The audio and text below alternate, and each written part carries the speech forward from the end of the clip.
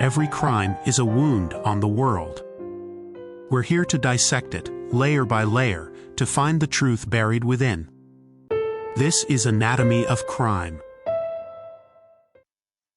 The house at 6 Rue Bruyère in Le Mans was dark, unusually so for a Thursday evening in early February. The street, respectable and quiet, was part of the city's staid, bourgeois heart, a place where routines were sacred and surprises were unwelcome. Its windows were normally filled with a warm electric glow by this hour, a predictable sign of domestic order and civilized life within. But on the night of February 2, 1933, the Lancelin residence was a void, a black rectangle of stone and slate that seemed to absorb the dim, hazy light of the gas lamps. The only thing breaking the silence was the growing anxiety of the man standing at the front door, rattling the handle again and again with a metallic clatter that sounded unnaturally loud in the evening quiet. René Lancelin, a retired solicitor, was a man accustomed to order and predictability. He had expected to come home to his wife, Léonie, and his adult daughter, Geneviève. He expected the familiar smell of dinner cooking, the comfort of routine, the unremarkable conclusion to an unremarkable day. Instead, he found the front door bolted from the inside. This was the first violation of the day's sacred script. He tried his key, but the internal lock held fast. He peered through the letterbox, but saw only impenetrable darkness. He circled the house, checking the back, but all the shutters were drawn tight, a fortress against the outside world. He called out their names, his voice rising with each repetition. Léonie, Geneviève. The only reply was the flat echo of his own voice against the cold stone. He knew they were inside. He had arranged to meet them after they had finished some shopping, and they were meant to be home long before him. He also knew the maids were inside. The two sisters, Christine and Léa Papin. 4 women in a locked house, and not a sound. The silence was not peaceful. It was heavy, active, suffocating. It was the kind of charged silence that precedes a scream or follows a catastrophe. His rational mind cycled through possibilities. Had they all fallen ill? Was there a gas leak? But none of it explained the locked door, the drawn shutters, the profound and absolute stillness. When the police finally arrived and forced the door, the first thing that hit them was not a sight, but a smell. The faint, coppery scent of blood. What they found would not just horrify a provincial city, but would captivate and revolt an entire nation, sparking debates among psychiatrists, intellectuals, and common citizens that continue to this day. It was a scene of such primal, inexplicable violence that it seemed to belong to some darker, more ancient age, and at the heart of it all were the 2 maids, discovered upstairs in their attic room, calm, untouched, lying together in the same bed. When asked what had happened, their confession was simple, immediate, and utterly chilling. The horror downstairs, they said, was their work. This case, the affair of the Papin sisters, became a national obsession, a canvas onto which France projected its deepest anxieties about class, family, and the very nature of sanity. But beyond the headlines and the courtroom drama lies a more intricate and disturbing story. It is the story of 2 minds that became one, 2 souls sealed in a private world of resentment and paranoia until the pressure became unbearable. Today, we dissect the anatomy of a shared psychosis. We explore the intricate psychological architecture of folie et deux, a madness for 2, to understand how 2 seemingly obedient servants, Christine and Léa Papin, could erupt into a frenzy of violence so extreme, so personal, and so complete that it remains infamous nearly a century later. To understand the explosion at 6 Rue Bruyère, you must first understand the world that built the bomb.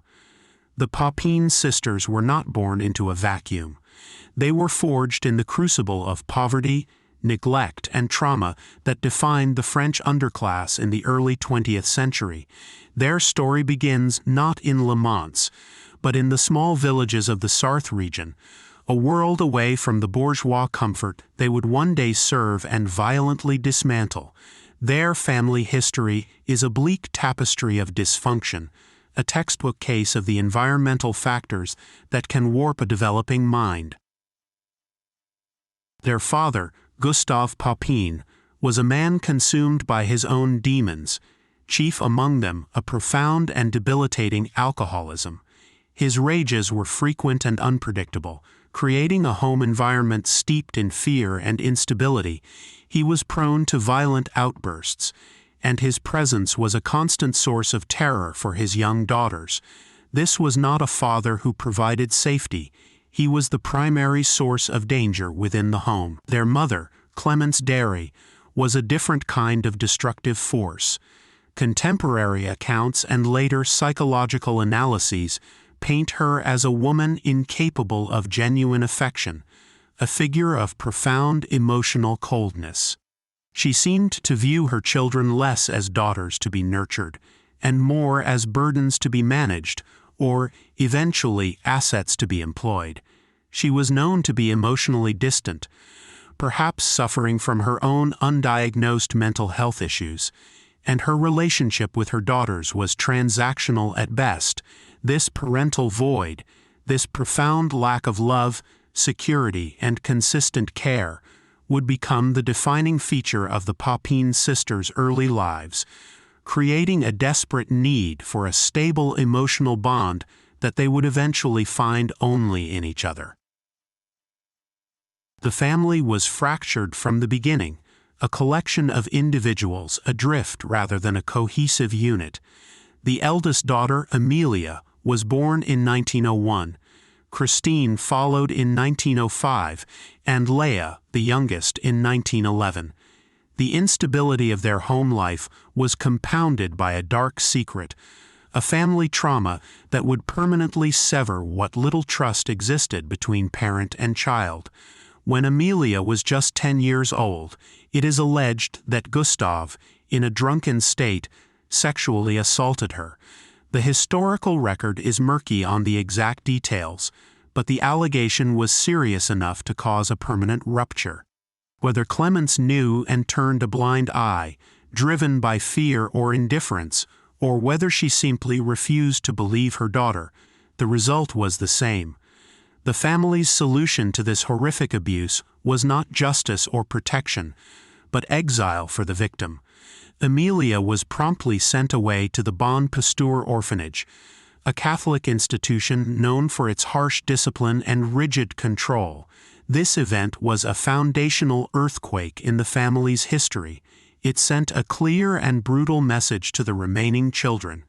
The home was not a sanctuary. The parents were not protectors, and the only escape from trauma was to be cast out. Amelia would later escape the shadow of her family entirely by becoming a nun, a life of structure and spiritual seclusion that perhaps offered the safety she never knew as a child. Christine, the future architect of the murders, was next to be exiled. She, too, was sent to the Bon Pasteur orphanage just a couple of years after Amelia's departure. Her mother claimed she was too difficult to handle, a defiant and willful child. But it seems more likely that Clémence, with her husband spiraling deeper into alcoholism, simply did not wish to be burdened with another child. At the orphanage, Christine developed a reputation that would follow her for years. To the nuns, she was a model of conformity, intelligent, obedient, hardworking, and pious. She excelled in her studies and her chores, never causing trouble. But this placid exterior concealed a turbulent inner world.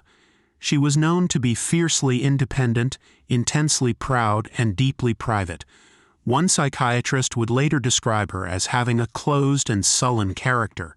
She was a child learning to build walls, to present a perfect, acceptable facade to the world, while her true self, angry, resentful, and proud, remained hidden deep inside. It was a survival mechanism that would define her life.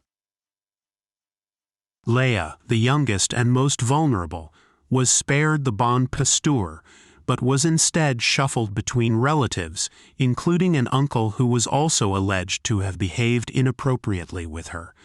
She was eventually placed in a different institution. From the very beginning, she was characterized as Christine's opposite. She was quiet, submissive, and seemingly less intelligent. She was described as simple, almost childlike, and she looked to her older sister not just for guidance, but for her entire sense of identity. While Christine was building walls to protect herself, Léa was searching for an anchor in a sea of neglect. She found that anchor in her powerful, self-possessed older sister. Their childhoods were a study in separation, a series of institutional stays and familial rejections that denied them the chance to form a normal, stable sibling bond. But these shared experiences of abandonment, far from driving them apart, created the fertile ground for their uniquely toxic and codependent relationship to grow once they were finally reunited in adolescence.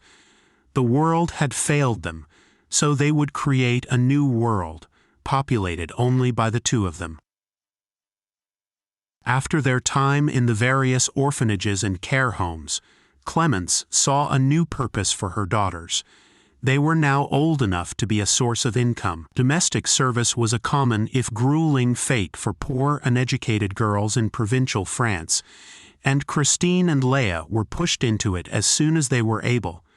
They were trained in the arts of cleaning, cooking, and most importantly, invisibility. A good maid in a bourgeois French household was one who was efficient, silent, and utterly deferential. It was a life of exhausting physical labor, long hours, and profound social isolation, lived under the constant, scrutinizing eye of an employer who was both master and warden.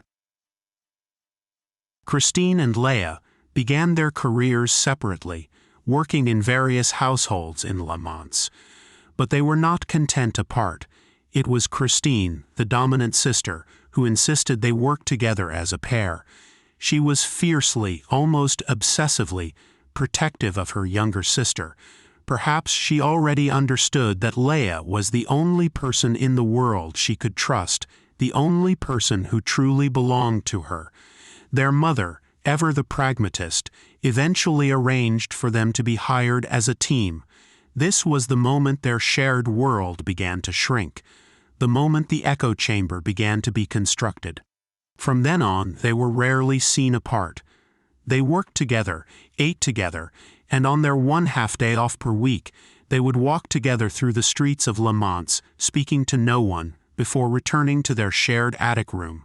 Their bond became exclusive and all-consuming. Their reputation as domestic servants was impeccable, almost unnaturally so. They were known throughout the city as flawless workers. Meticulous, tireless, and silent, they moved through the houses of their employers like ghosts, leaving behind only polished silver, spotless floors, and the scent of beeswax. This perfection, however, was a brittle mask. It was the outward expression of an inner life built on rigid control, and the total suppression of all emotion. They didn't just work together. They existed as a single, self-contained unit. They developed their own private language, a world of shared glances and unspoken understandings that excluded everyone else. To their employers, they were the perfect servants, the treasures. To the outside world, they were simply two quiet, unassuming sisters.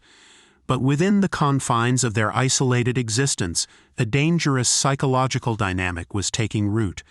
Christine was the brain, the will, the source of the narrative. Léa was the hands, the shadow, the perfect disciple. Together, they were complete, a closed circuit of shared experience and burgeoning resentment, waiting for a spark to ignite the entire system. In 1926, that closed circuit was installed in the home of René Lancelin at 6 Rue Bruyère. The Lancelin family represented everything the Papin sisters were not, and could never be. They were educated, wealthy, and respected members of the provincial elite. René was a retired solicitor, a man whose life revolved around law and order. His wife, Léonie, ran the household with a firm and exacting hand. She was known to be a particularly demanding employer, obsessed with cleanliness and propriety. Surviving accounts describe a woman who would reportedly run a white-gloved finger over furniture to check for dust and any perceived lapse in the sisters' duties, no matter how small, would be met with sharp verbal criticism. Their daughter, Genevieve, who was 27 at the time of the murders, had grown up in a world of privilege and comfort, a life of leisure and social engagements utterly unimaginable to the two women who washed her clothes, served her meals, and cleaned her bath. The Lancelin house became the sisters' entire world, their prison, and their sanctuary. They lived in a small, unheated attic room, ascending the narrow servants' stairs each night to their private domain. For nearly 7 years, they toiled within those walls, their lives governed by the ringing of service bells and the incessant critical orders of Madame Lancelin. Their contact with the outside world dwindled to almost nothing.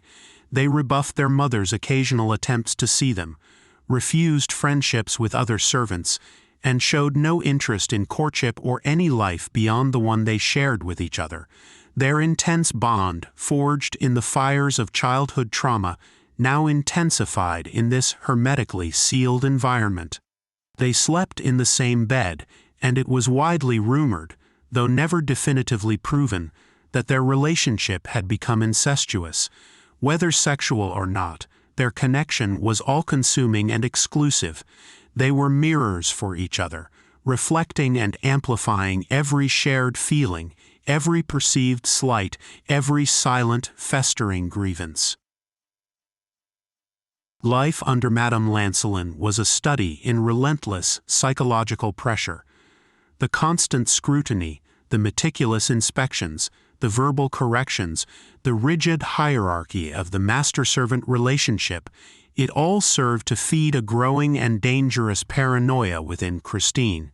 She, the dominant and more intelligent sister, began to see Madame Lancelin not just as a strict employer, but as a malevolent persecutor. Every correction was an attack, every demand was an injustice, every ring of the bell was an assault on her dignity. And Léa, ever the follower, absorbed Christine's worldview completely and without question. Christine's resentment became Léa's resentment. Christine's paranoia became Léa's paranoia. Their shared delusion grew stronger with each passing day. The attic room became a pressure cooker where for 7 long years their silent, unexpressed anger simmered. They spoke little to their employers, their faces blank masks of perfect servitude. But in the privacy of their room, in their shared silence, a monstrous delusion was taking shape. They were the righteous, the oppressed saints. The Lancelins, particularly Madame Lancelin, were the tormentors, the cruel tyrants. In their warped logic, a final, violent confrontation was not just possible, it was inevitable and justified. The only question was what trivial, mundane event would finally cause the pressure to erupt. The spark came on the evening of Thursday, February 2nd, 1933. It was a mundane domestic failure, the kind of trivial accident that happens in any home, yet for the sisters, it was the final, unbearable provocation. An electric iron, a recurring problem in the Lancelin household due to a faulty fuse box, had short-circuited again, plunging the house into darkness. This was more than an inconvenience. For Christine and Léa, it was a catastrophe. They knew Madame Lancelin and Genevieve were out shopping and would be returning soon. They knew there would be anger. They could already hear the sharp, scolding voice of Madame Lancelin, accusing them of incompetence, another lecture on their failings. The broken iron became the focal point of all their accumulated anxiety and rage. It was a symbol of their powerlessness, of the constant threat of their employer's displeasure, and a final confirmation of the world's injustice against them. According to Christine's later testimony, they waited in the dark, the tension in the house as thick as the gloom. When Madame Lancelin and Genevieve returned around 5:30 p.m., they were met not with apologies but with a strange and unsettling silence. As they climbed the stairs to the first-floor landing, they were plunged into darkness. Madame Lancelin called out, her voice sharp with irritation, demanding to know what had happened. This was the moment of confrontation, the scene Christine had likely rehearsed in her mind 1,000 times. As Madame Lancelin reached the top of the landing and saw Christine standing there, she reportedly made a critical remark. This was the trigger. There was no warning, no argument, just a sudden, explosive release of 7 years of pent-up fury. Christine, in her own words, lunged at Madame Lancelin and tore out her eyes with her bare hands. The first act of violence was shockingly intimate and deeply symbolic, a blinding of the scrutinizing, judgmental gaze that had tormented them for so long. Genevieve rushed to her mother's aid, grabbing Christine by the hair and fighting back. At that moment, Léa, who had been standing frozen on the stairs, heard her sister cry out, "I'm being killed, help me." That was all it took. The switch was flipped. Léa's entire world consisted of her sister, and that world was under attack. She joined the fray, attacking Genevieve with the same unthinking, ferocious loyalty with which she had followed her sister her entire life. The struggle that followed was not a murder, it was a massacre. The sisters, unarmed at first, used whatever they could find. A heavy pewter pot, sitting on a nearby table, was used as a bludgeon. A hammer and a kitchen knife were retrieved from downstairs. The attack was a frenzy, a whirlwind of rage that seemed to possess them completely. Lasting for what was estimated to be 30 minutes, they bludgeoned, stabbed, and kicked the two women long after they were dead, long after they had ceased to be human forms. The violence was pathologically concentrated on their heads and faces, rendering them completely unrecognizable.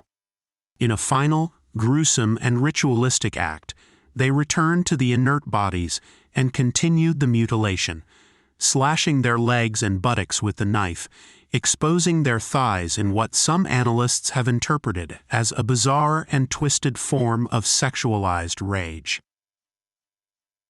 After the frenzy subsided, a strange, almost supernatural calm descended upon them. The sisters, covered in the blood of their victims, went to the kitchen sink to wash their hands and faces.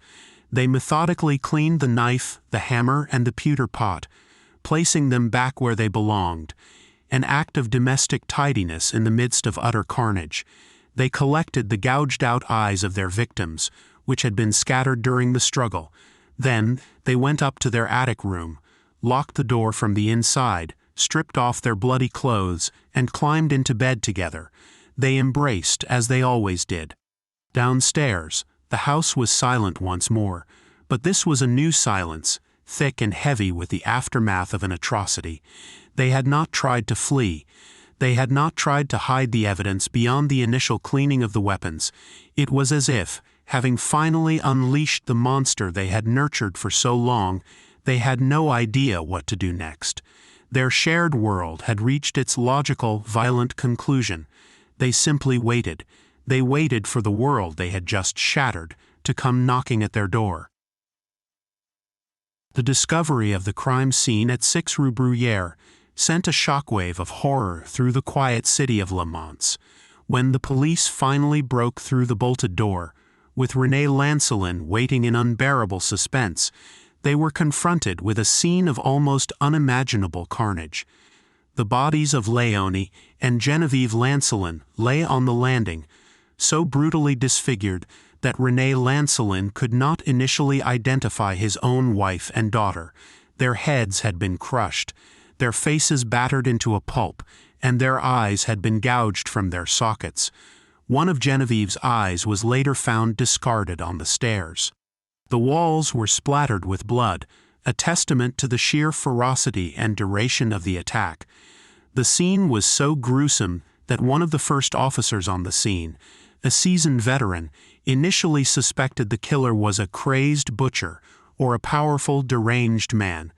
The idea that two slight young women were responsible was, at first, unthinkable. Upstairs, the scene was eerily, unnervingly calm. The police forced the door to the maid's attic room and found Christine and Léa Papin huddled together in bed, naked. There was no sign of a struggle, no blood on them or in the room. They were awake, lucid, and strangely serene. When the police commissioner asked if they knew what had happened downstairs, their confession was immediate and unadorned. Christine, as always, spoke for them both. "It was us." They offered no resistance, showed no remorse, no fear. They recounted the events of the evening in a flat, detached tone, as if describing a household chore they had just completed. They explained the broken iron, the anticipated argument, and the subsequent explosion of violence.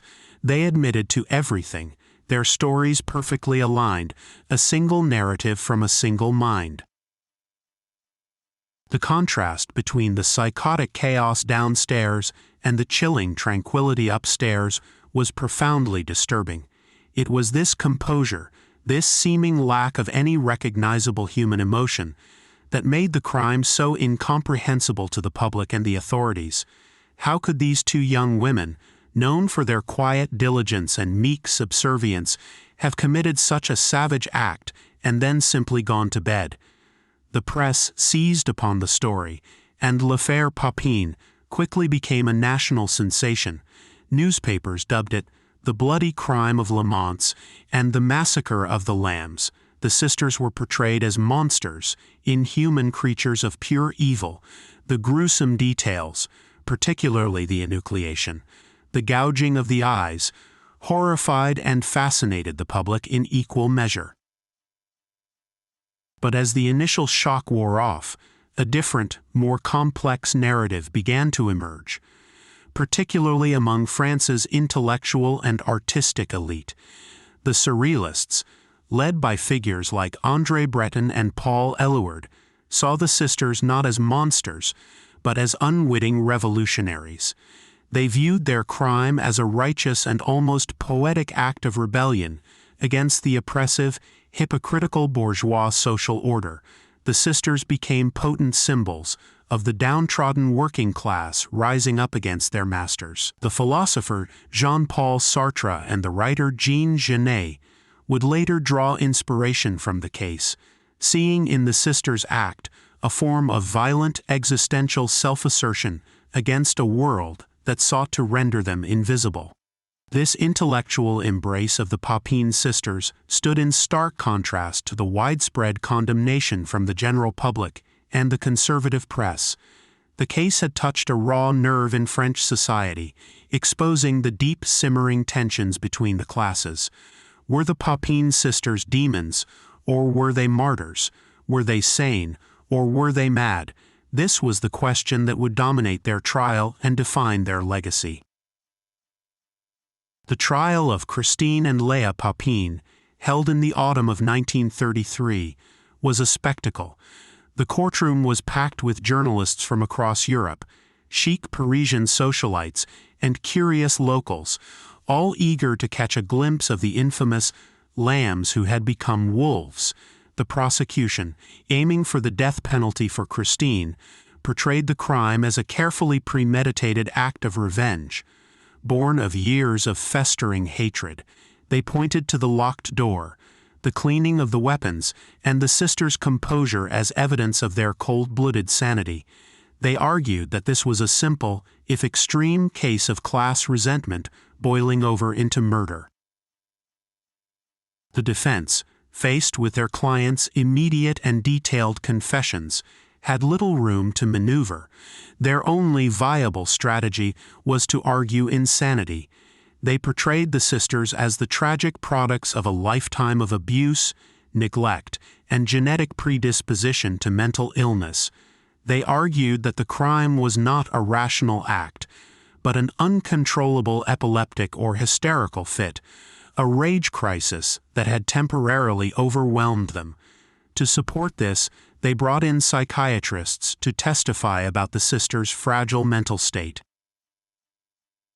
This is where the case moves from a simple murder trial to a complex psychological drama.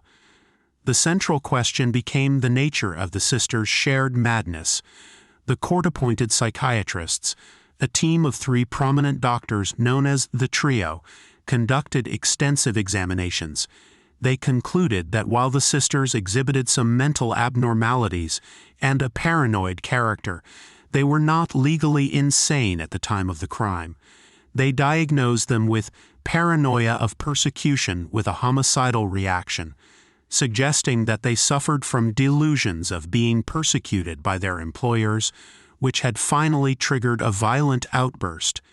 Crucially, they determined that the sisters understood the difference between right and wrong and were therefore responsible for their actions. Their report sealed Christine's fate.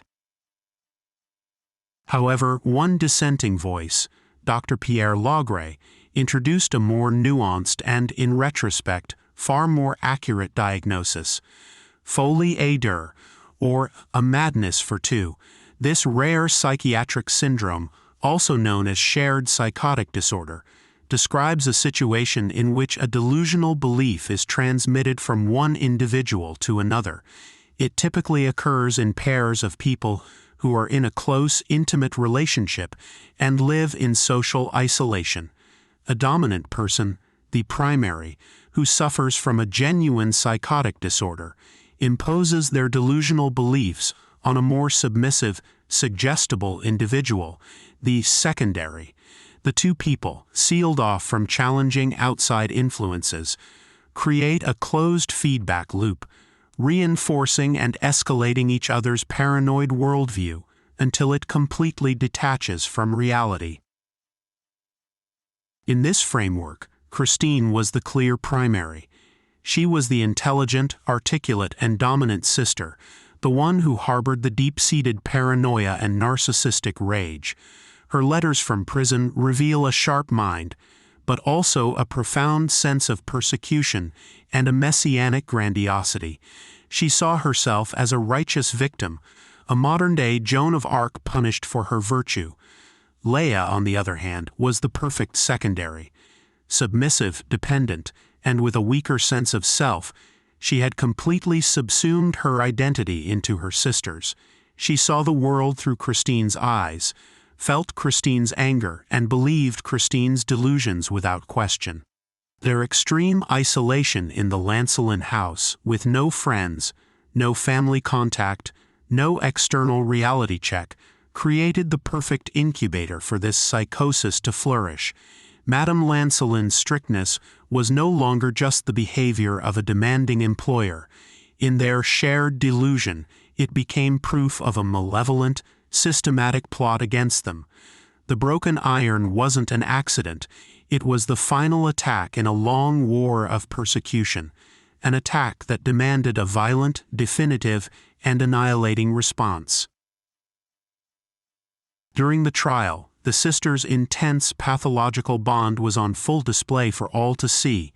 They seemed to exist only for each other, often ignoring the proceedings to gaze into each other's eyes, whispering and smiling.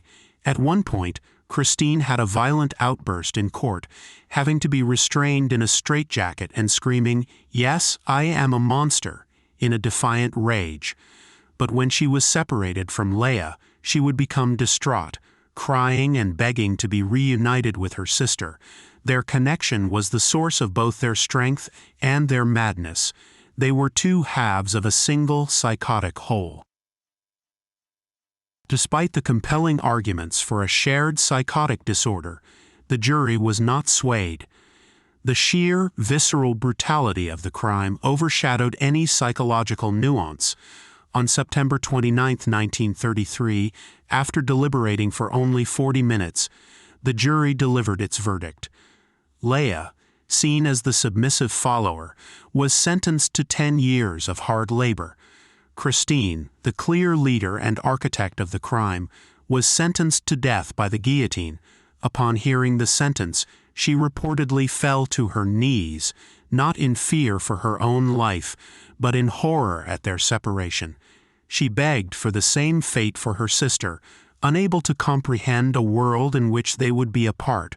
For her, the idea of living without Léa was a punishment far worse than death itself. The story of the Papin sisters does not end with the verdict. The true, tragic proof of the folie à deux diagnosis came after their sentencing, when the two sisters were finally and permanently separated, their shared delusional world shattered forever. Christine's death sentence was soon commuted to life in prison with hard labor, but for her, the real sentence was the separation from Léa. The two pillars of their shared delusion had been kicked out from under them. Without Léa to serve as her mirror, her disciple, and the echo of her own beliefs, Christine's mental state rapidly and completely deteriorated. In prison, she was consumed by fits of deep depression and violent rage. She would cry out for her sister for hours on end, convinced that Léa was being tortured. She refused to eat, convinced the food was poisoned, or that starving herself was a form of penance required by God. Her paranoia, once focused on the external figure of Madame Lancelin, now turned inward, consuming her from the inside out. Transferred to a mental asylum in Rennes, she continued her precipitous decline.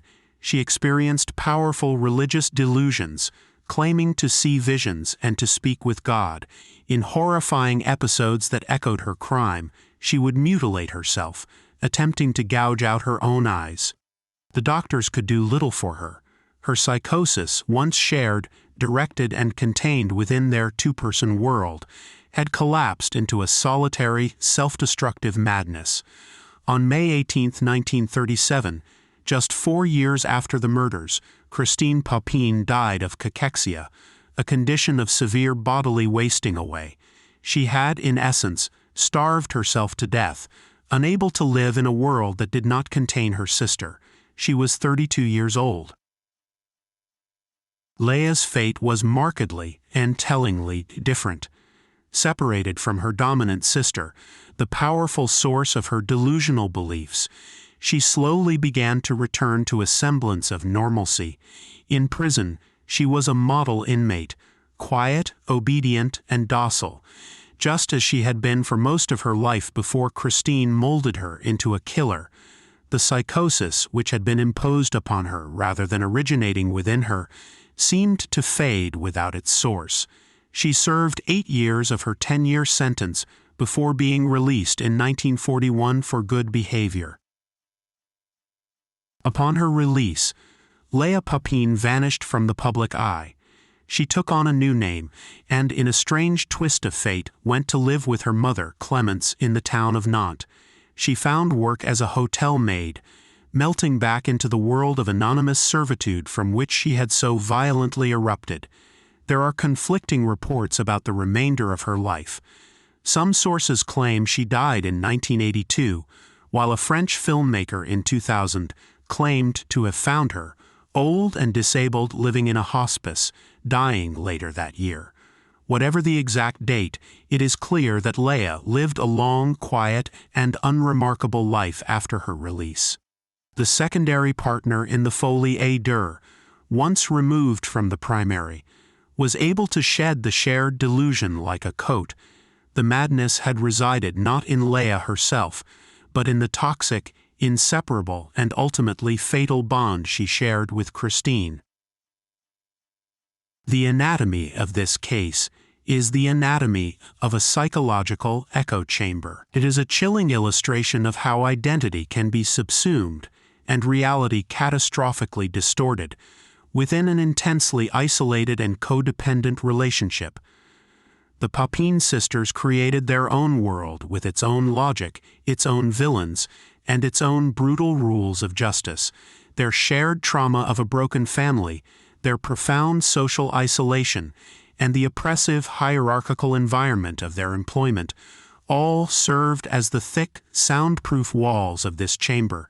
Inside, Christine's paranoia was the voice, and Léa was the perfect, uncritical echo. Every perceived slight, every silent grievance bounced back and forth between them, growing louder and more distorted with each reverberation, until the sound was deafening, and the only possible release was an act of annihilating violence against the perceived source of their torment.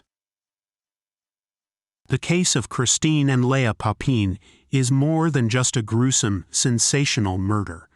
It is a profound tragedy born of a perfect storm of social, familial, and psychological pathologies. It forces us to confront uncomfortable questions about the dynamics of power, the silent daily cruelties of class, and the terrifying fragility of the human mind when it is starved of love and exposed to constant pressure. The horror that was unleashed at 6 Rue Bruyère was not the result of two inherently evil monsters, but of two broken and damaged people who, in finding solace only in each other, created a shared madness more destructive than any they could have conceived of alone. Their bond was their only refuge from a cruel world, and ultimately, it became their cage, a cage they defended with a ferocity that destroyed 4 lives and left an indelible scar on the conscience of a nation. This has been Anatomy of Crime, where the truth is never simple, but always worth seeking.